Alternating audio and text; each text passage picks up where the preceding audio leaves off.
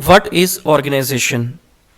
Organization is defined as group of people, assets, materials and knowledge that are coordinated to achieve well defined goals and objectives. जब हम लोगों को, assets को, resources को और knowledge को कोऑर्डिनेटेड वे में यूज़ करते हैं गोल्स और ऑब्जेक्टिव्स को अचीव करने के लिए, तो ऐसे सेटअप को हम कहते हैं ऑर्गेनाइजेशन।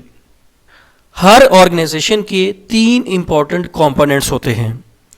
ऑर्गेनाइजेशन का एक स्ट्रक्चर होता है, ऑर्गेनाइजेशन का एक पर्पस होता है और ऑर्गेनाइजेशन के अंदर एम्प्लॉयज़ काम करते हैं।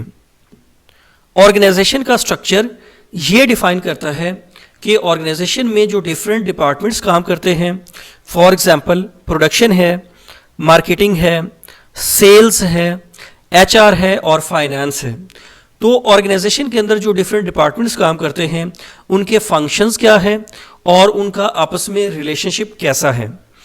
और इसी तरह ऑर्गेनाइजेशन के अंदर जो एम्प्लॉयज़ काम करते हैं, एम्प्लॉयज़ की रोल्स एंड रिस्पॉन्सिबिलिटीज़ क्या है, एम्प्लॉयज़ के पास अथॉरिटी कितनी है और एम्प्लॉयज़ का आपस में रिलेशनशिप कैसा है। फॉर एग्जांपल बॉस और सबऑर्डिनेट का रिलेशनशिप। ऑर्गेनाइजेशन का सेकंड कंपोनेंट है पर्पस। हर एक ऑर्गेनाइजेशन का पर्पस होता है। विदाउट पर्पस कोई भी ऑर्गेनाइजेशन नहीं बनती। ऑर्गेनाइजेशन का विजन होता है, उसका मिशन होता है, ऑर्गेनाइजेशन के गोल्स और ऑब्जेक्टिव्स होते हैं। ऑर्गेनाइजेशन का थर्ड इंपॉर्टेंट कंपोनेंट होता है पीपल। ऑर्गेनाइजेशन लोगों से बनती है। ऑर्गेनाइजेशन में एक से ज़्यादा एम्प्लॉयज़ काम करते हैं। ऑर्गेनाइजेशन में एम्प्लॉयज़ का गोल कॉमन होता है। ऑर्गेनाइजेशन में एम्प्लॉयज़ एक ही डायरेक्शन में अपनी एफर्ट्स लगाते हैं ऑर्गेनाइजेशन के विजन, मिशन, गोल्स और ऑब्जेक्टिव्स को अचीव करने के लिए। तो ऑर्गेनाइजेशन के 3 इंपॉर्टेंट कंपोनेंट्स होते हैं।